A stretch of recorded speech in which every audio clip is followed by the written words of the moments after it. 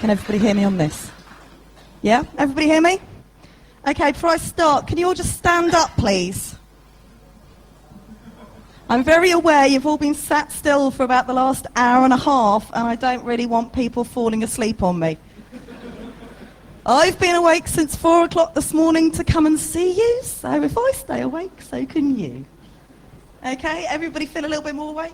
Jiggle your hands, jiggle your feet. Okay, marvellous, thank you very much.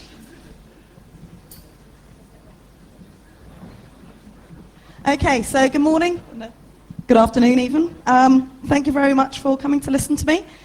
My name is Sarah Deacon. I work for Guidance Software, the makers of Ncase Forensics. Have you all heard of Ncase? Yes? If you haven't, you'll know everything by the end of this. I've flown in this morning from the UK and I'm working with media recovery. So I'm just going to quickly run through for the next half hour how we with Ncase and media recovery work with the likes of people like NATO to try and help them in the battle with incident response. So, a really bad day for government. Imagine this. Just close your eyes and imagine this.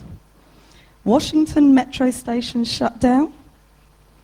Seaport computers in New York go dark. Bloggers reveal locations of rail cars and hazardous materials. I can go on and on and on. These are all things that we can think of that would be a very bad day for government. And for quite a lot of people in the world, they think this is all, you know, just something a little bit out there that's never actually likely to happen. Well, unfortunately, we all live in the real world, and we know that this does happen. In reality, military computers are under foreign attack. China denies it's planning cyber war against the West. These are all press articles where computers are being used in a cyber war. And this isn't just the US of A, unfortunately, because if it was, we'd all be, you know, quite happy. Leave them to it. But unfortunately, as you can see, Europe, Middle East, Africa, Asia Pacific, and the US of A, and Russia, we're all under possible attack of cyber war. Now, what is cyber war? Cyber war is anything that really can be used in a malicious way from a computing sense. So it could be somebody who is putting malware on our systems, somebody, and phishing attacks, spam attacks. It could be multiple different things that are going on, denial of service attacks. But it could also be people taking our critical data, people taking our sensitive information, our personal information. Cyber war isn't necessarily just a corporate issue. It's an individual issue. Unfortunately, those of us in this room understand it a bit better than the people in their day-to-day life sitting at home on their computers. But because we understand it a bit better, we can respond to it a bit better. So, can you still hear me? Good. So, what happens when you and your organisation have an incident? Well, as many of you know, the operating system is just that tip of the iceberg. You've got an awful lot that sits underneath that operating system that is vitally important to understand to be able to respond to one or many of these types of incidents. If you can't see it, it's very difficult to defend against it. And you can't stop what you can't find quickly. So you may have many tools within your organisation that are giving you loads of bells and whistles and saying, oh, this is going wrong and that's going wrong and everything's crashing around your ears, and you're constantly being inundated by all this information. But what do you then do about it? How do you respond to that incident? Currently, many people have to rely on members of different organisations within their own organisation. How many people here have different departments for IT security, network information, desktop information, enterprise management, all of the different tools within your environment? It's not just one team, is it? And therefore, if something happens, you often have to rely on Well, let's get on the phone and speak to the desktop team and try and find out what's going on that machine.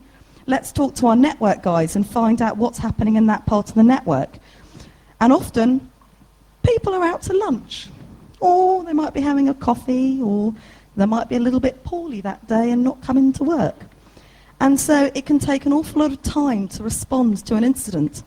And quite often, time is something that you actually don't have a lot of if you want to respond to an incident efficiently, correctly, and make sure it doesn't spread throughout your entire organisation.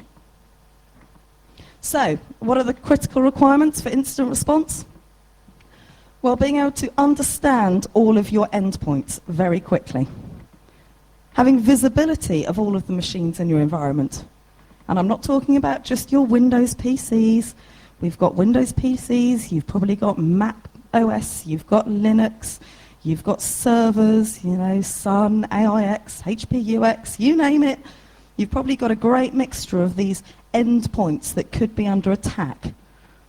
If something happens, you need to have visibility of that endpoint and understand quite quickly, were we compromised or were we not?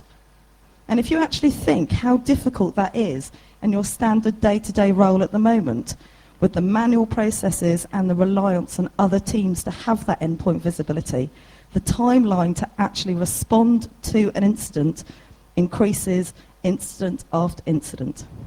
And then if you think realistically, how many incidents actually go uninvestigated because there simply is not the time or the resource to investigate them? Well, how do you do it? An awful lot of the information you need to be able to respond to an incident sits in the RAM and the raw disk level. Well, if you're going in through the operating system, there's an awful lot of that information that is very difficult for you to see. You might have an asset management system which will tell you the processes that were on that machine probably about a month ago.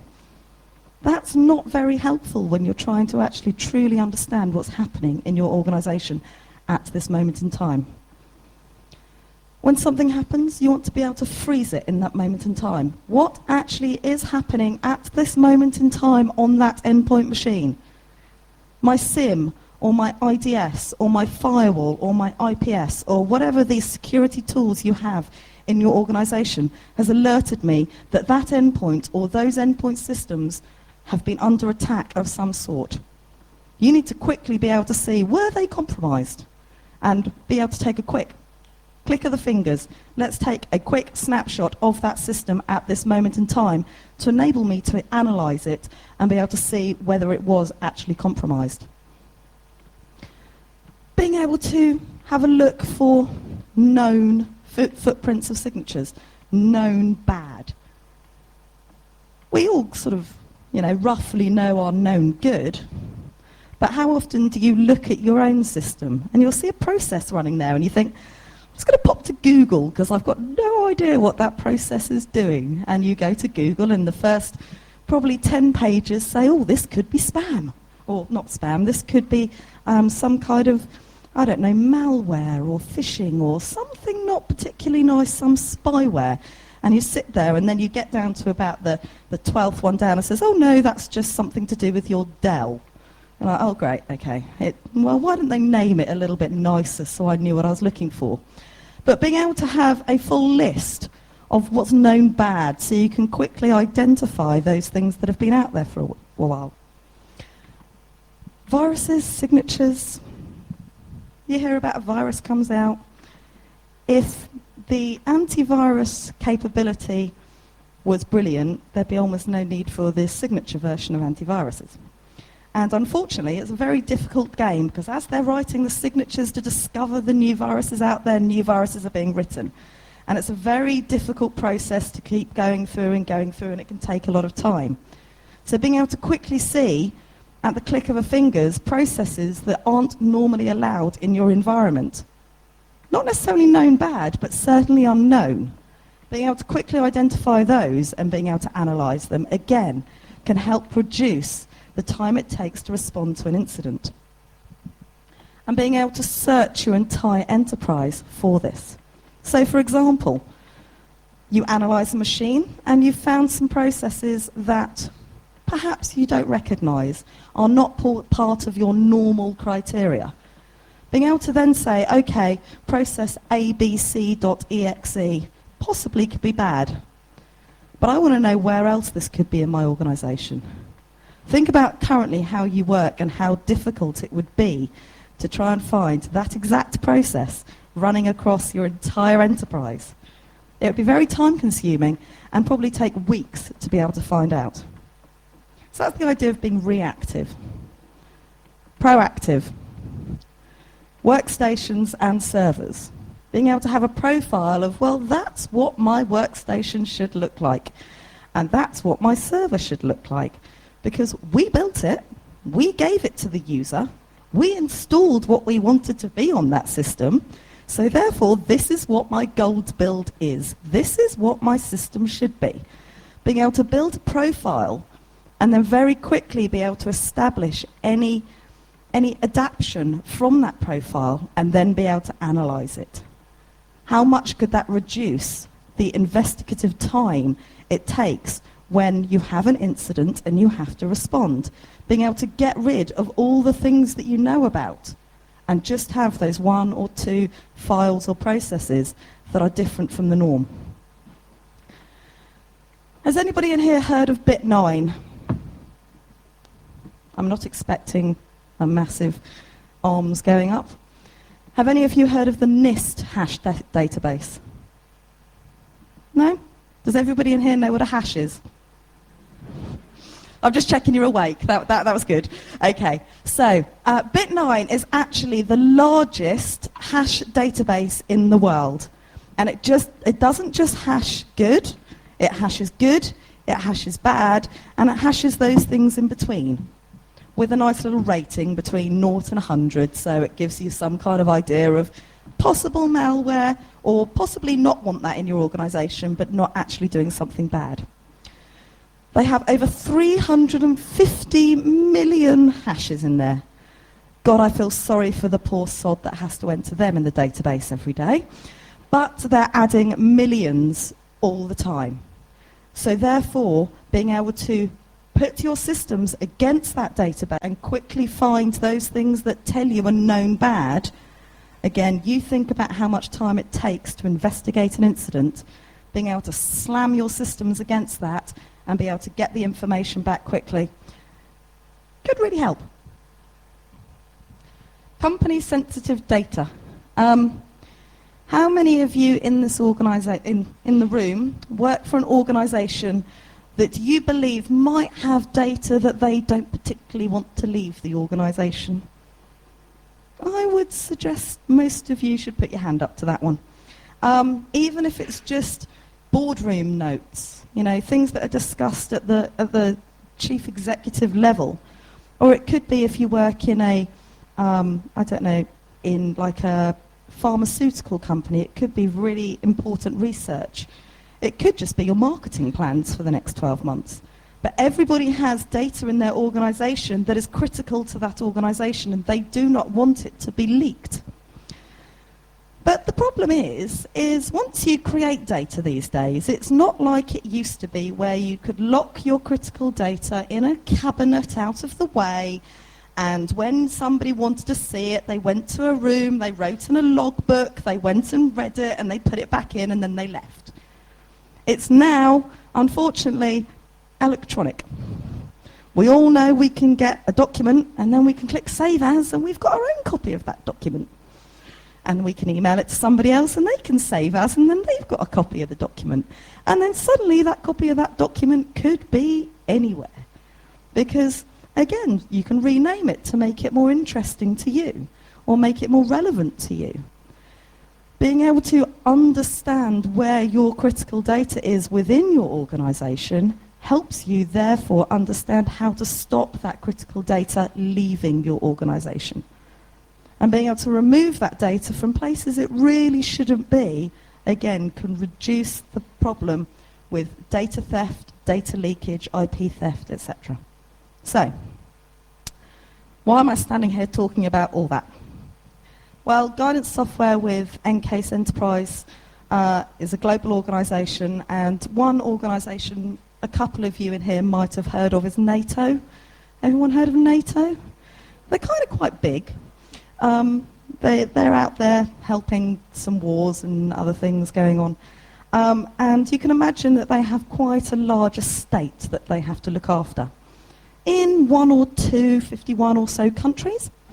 And as you can also imagine, they're probably under possible targeted attack quite often, whether that be people trying to gather information or just trying to put a little bit of nasty software in their system to make it all go belly up.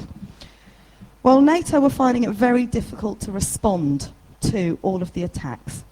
They had invested in a SIM technology to get all the alerts and find out what's going on, but then the alerts were coming in and they were like, well, what next? We don't have control of all of those systems globally. You know, they could, different time zones, people might not be there to enable us to be able to see it. So with us working with them, we've enabled them to be able to respond in a global fashion to their incidents.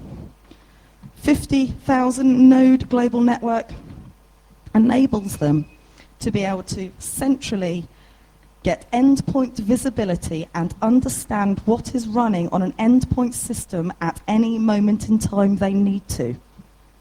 And also be able to deep dive and understand everything that resides in that hard disk. Now, we're not talking about operating systems, we're talking below the operating system. I'm sure you're all aware in here that when you click delete in your Windows operating system and then you empty your recycle bin, it hasn't actually deleted the data. It's still there in a hard disk. And that's exactly what Encase can do, is to go in and get that information. When you're running your programs, an awful lot of that information is running in RAM. We can go in and we can grab the information running in RAM. You know, things like the executables, the DLLs, the ports, the processes, the network users, the network interfaces, you name it, we can grab it. How easy, not necessarily easy, how much easier would it be to respond to an incident if you have an alert that says, on this IP address there's a possible attack, being able to then click a button and say, well, you tell me exactly at this moment in time what ports are open on that, whether they're established, are they listening, what processes are using those ports, what DLLs are those processes touching, what network interfaces are available on that system, what users are actually logged onto that system at that moment in time. That might be helpful, I suggest. Ian West, lovely guy, director of NATO's Computer Incident Response Centre, says, Encase is enabled to do in seconds what used to take us weeks. I think that's quite a good statement. It's true. So, instant response.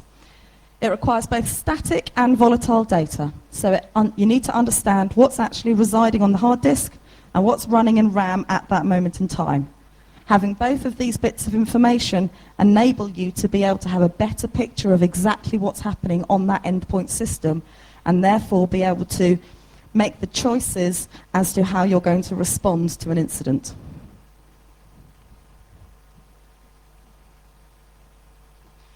So, Encase Enterprise, how does it help? Well, from a central location, you can visualize everything on an endpoint hard disk. So again, if it's been deleted and removed from the recycle bin, as long as it hasn't been overwritten, which, you know, over time these things do happen, we can get that information. We can get information even if the hard disk is encrypted. Because once that machine is live on an environment and the user has logged in, they've decrypted it, and where Encase sits is low enough to therefore be able to read the disk, after encryption. International language support, you'd be pleased to hear. We may be an American company, but we've got enough non-American customers that have kicked us enough time and said, did you know there's actually another language out there that's not English? It came as a shock to some of them, but, you know, we're working on it. Being able to, once you've got the information about a hard disk, being able to quickly be able to filter out all the stuff you're not interested in.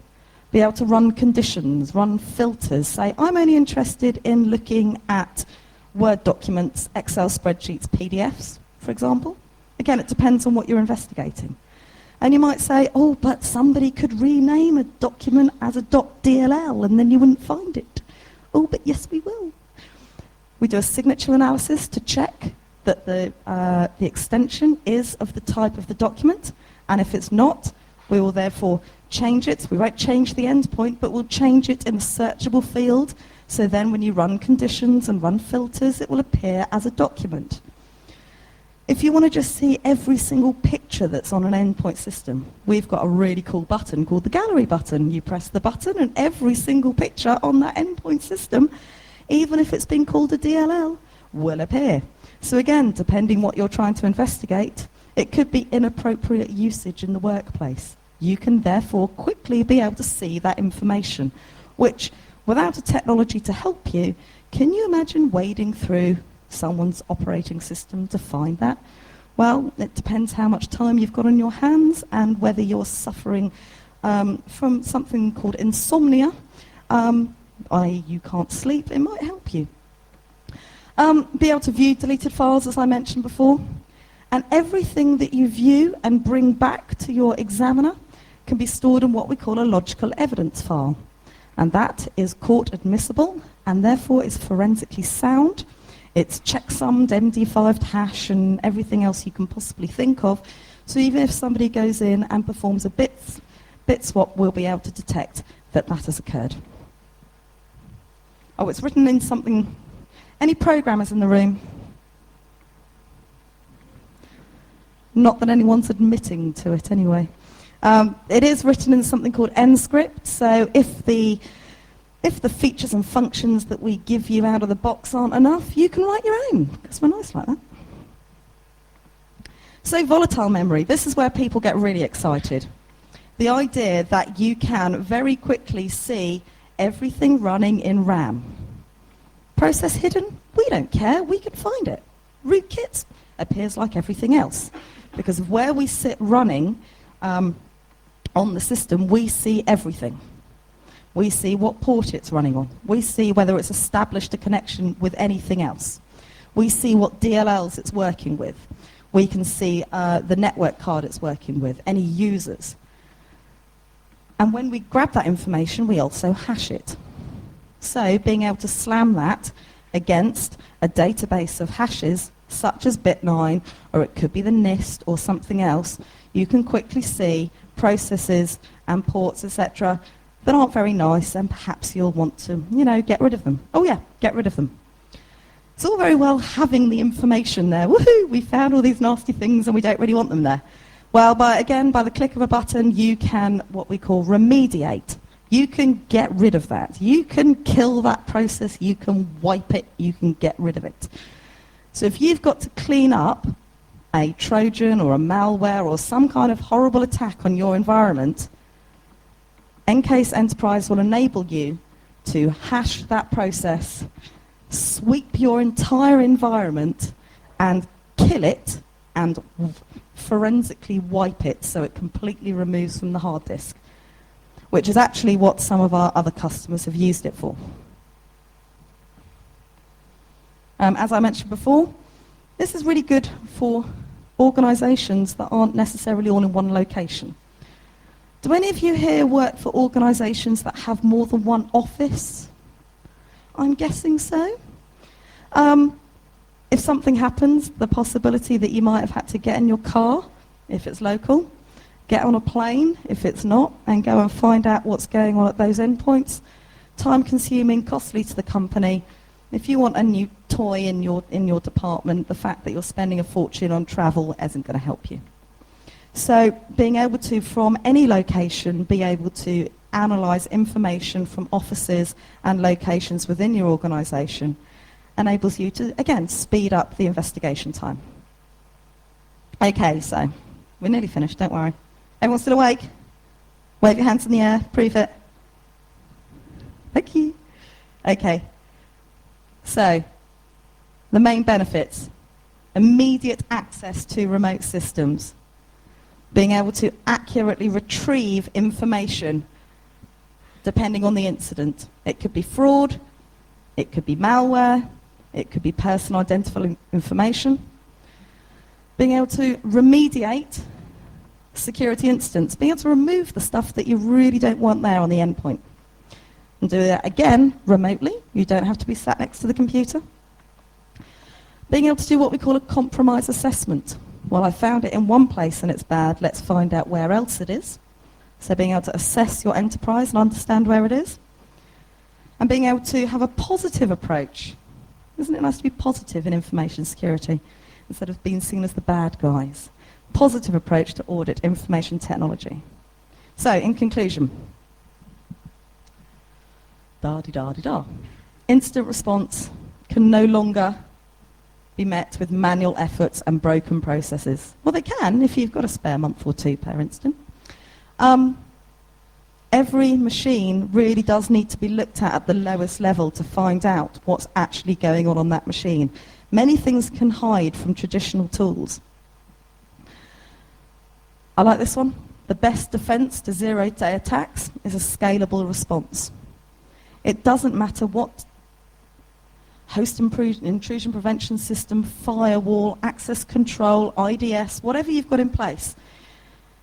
The people out there writing the stuff against you are 10 times ahead of you in the defense that you have. So that's the whole point about a zero-day attack is, you know, no matter what you put in place, something's going to get through. And unfortunately, one thing we can't guarantee in the IT world, users, they're kind of a burden sometimes when it comes to information security because they just don't get it. If you look at the anti-phishing chap who was just talking before, you know, unfortunately, you can't stop a user pressing a button when they get an email saying, just check your account details. You know, you can't stop things like that. People by nature are curious. So being able to respond when they do these things is critical. So, I spoke about NATO, but it's not only NATO that rely on NCASE. You can see many global names. Oh, Microsoft, isn't that a nice one? You'd have thought they'd be able to understand stuff. They might write the software, but also it's very difficult to be able to see everything. This is a nice one, just a quick case study. A global computer gaming company had a little bit of a leak of one of their games on the internet that wasn't meant to go out. It was still in beta, and it was leaked, enabling people to download it, burn it, and play it on their games console. Surprisingly enough, the makers of the game console and the makers of the program weren't very happy about this. People were talking about suing here and suing there, and you can imagine it was chaos. So they used NCASE Enterprise to go in and sweep their environment and find out how that information leaked. And they did. And it only took 2 weeks to sweep an entire environment and find out exactly what had happened. And we're talking about, you know, CD writers that had been USB'd into the side of computers and lots of different things, and they managed to find exactly what had happened down to the individual and remediate against the problem. Need to say he's no longer employed, well, not at that organisation anyway. But again, they were delighted by this, and we continue to work with them. And another one, as I mentioned before, when it was a virus attack, being able to identify that particular process and being able to sweep an entire enterprise and remove it. I think the quote here says they managed to clean up 5,000 machines within 2 weeks. Within previous issues that they'd had with viruses, it had taken them over 9 months to do a complete clear out. I will leave you just with a few customer quotes to say, they're quite happy, they kind of like it. And I will open it up to questions.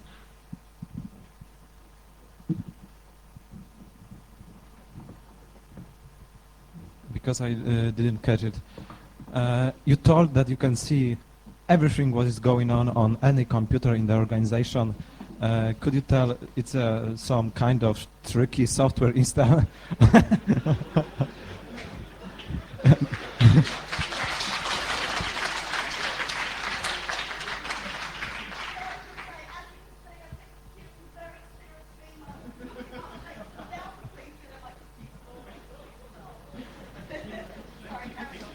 So it is a software you install on every computer, or it is as hardware solutions?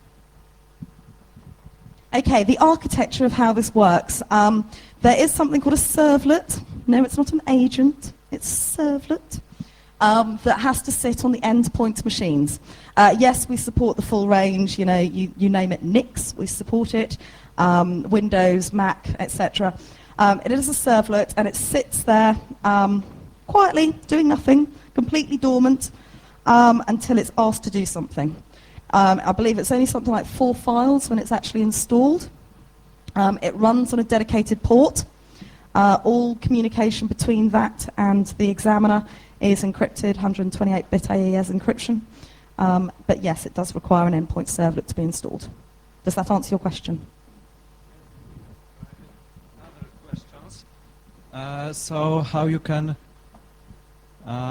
detect some rockets, some virtualization? There was a in the beginning of this conference, there was a blueprint, blue pill project. So how you can find threat like this? Okay. One of the main reasons we can find pretty much everything running is because of the layer that the servlet runs on. The servlet in itself could be considered a rootkit. And in some organizations it is considered a rootkit because of the nature of what it does and where it is and where it sits. So it sits very much quite low down on the layers. So that's why we can find everything. Even the servlet itself can be renamed and hidden so that people can't see it on an endpoint system. It doesn't show in Task Manager, it doesn't show anywhere, again like a rootkit, and it will find itself. I can't get into the exact technicals because obviously there's a lot of trade secrets as to how it does it. But yeah, it's because of the layer that it sits at. We've yet, my understanding, touch wood, we're yet to have been put in a situation where we haven't found a process. I have a question. Sorry?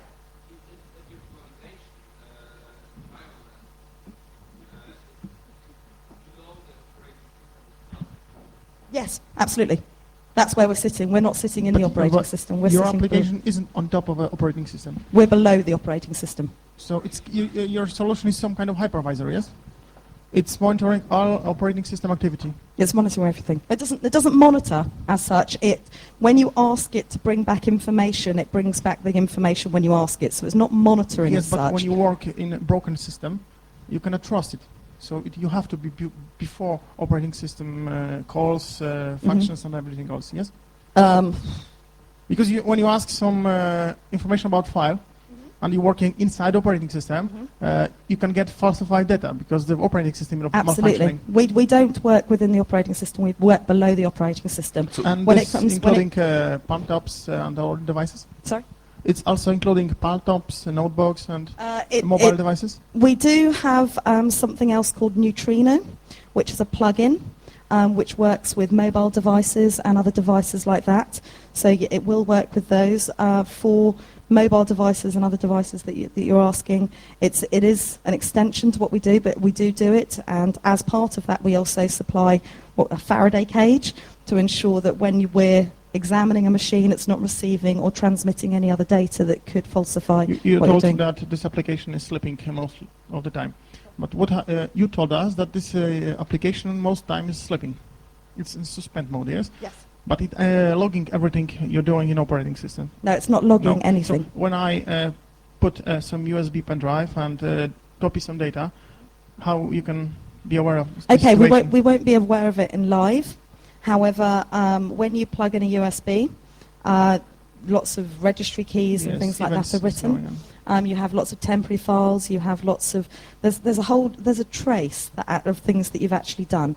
We won't alert you when that happens. We're not a monitoring system. It's more a case of, if you think about everything you do is incident response. So when something's happened, you can go and search but for something. yes, a few days later, you are only aware that Mhm. someone plugged a device and Mhm. remove it, but you do not know what was done with this. Okay, I copied some data a few days ago you have information about some incident, some data leak, but you don't. You only have information that some device was connected to computer, but you do not know what I was doing with it. Correct. I mean, there's a limit to what can be done, but we can. There are lots of trace. I'm not a complete forensic But there investigator. is some possibility to set up your solution Yes. to inform on every such a situation, like plugging a device. Not, you can't, the solution won't sit there and monitor for every time something happens. It's not a monitoring device at all. It is very much only asked to do something when you're investigating something specific to do it. So if you're looking for an alert or something every time a USB is plugged in or anything like that, that's not what the solution will do. But if that has happened, we will be able to go in and look at registry entries and see files, whether the file had been there in the past, etc., and be able to look into a full track of events that have occurred. Okay. Anybody else?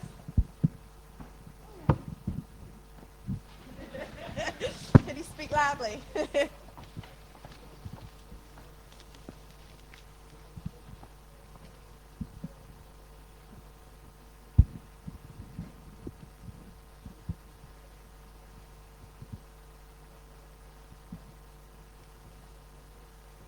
Okay, yeah.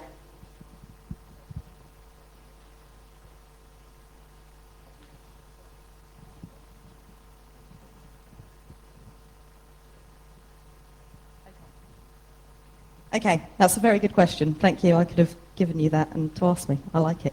Okay, the way the architecture works for EnCase is there are three components. There's the examiner, which is the nice fluffy GUI that you use to be able to analyze. There's the servlet that sits on the endpoint system, and then you have something called the safe. And the safe means secure authentication for EnCase. And there are a couple of things that the safe does. First of all, it controls your role-based access control to enable only the correct people with the correct public-private keys, with the correct usernames and passwords to be able to analyze the machines you want them to analyze. So you've got role-based access control down to a computer and even down to what they can do on that endpoint machine. They require a username, password, and they require their public key of an encryption where the safe has their private key. Oh, sorry, the other way around. They've got their private key, the safe got their public key. The other thing is every single installation of EnCase Enterprise is unique in the fact the servlet is configured when the safe is installed. So the servlet and the safe have their own public-private key exchange. So what that means is, we'll use NATO as an example, they have their safe. They have their servlets rolled out and they have their examiner. I, on my laptop, have an examiner, a safe, but I can't walk into their organization and plug my examiner in and my safe in and access their servlets, because those servlets are tied to that safe. So there are physical access controls as well with the, the addition of the dongle. I love that word, dongle. So they also have a physical dongle as well that they have to have in their machine to, again, give them access to this. So there are multiple different layers that have to have been gone through on a security side to enable an individual to be able to analyze an endpoint machine. Does that answer your question? Everyone is, That's why we like to come and improve these things, show you it. Everyone sits there and goes, oh, and it's great. Any other questions? Okay, when if the safe goes down, I suggest you have a server down. That's a problem. There is a backup, recovery, all those sort of lovely techniques with public-private keys. You have to contact guidance and they'll help you through a new process to either recertify a new safe or get that one up and running. Quite often we work with organisations we work with about having a standard safe and then a backup safe. So they've got a backup, but that's completely offline unless the server goes down. And then if they require it, they then have the physical dongle that they go to the other server, put that in, and again, that can get up and running. But you can back up the encryption keys and things like that. But even if somebody manages to get hold of those encryption keys, they cannot then go and set up their own safe because they have to have guidance involved with a few other parameters to make sure that the recertification process is correct for the correct organization and everything else. Okay? As in for which part, for which component? Okay, so for the servlet it runs on everything pretty much, but we're predominantly Windows. I'm sorry, I'm afraid I have to stop you right now. I've got to go get we're on a out of plane. time. So thank you very much. Thank you, everybody. Oh, just one thing. If any of you are interested, I've got to get on a plane and get back home again, being the weekend. But if you're interested in this and like to discuss it further, please go to the Media Recovery stand, and they've got experts in this technology there. Thank you.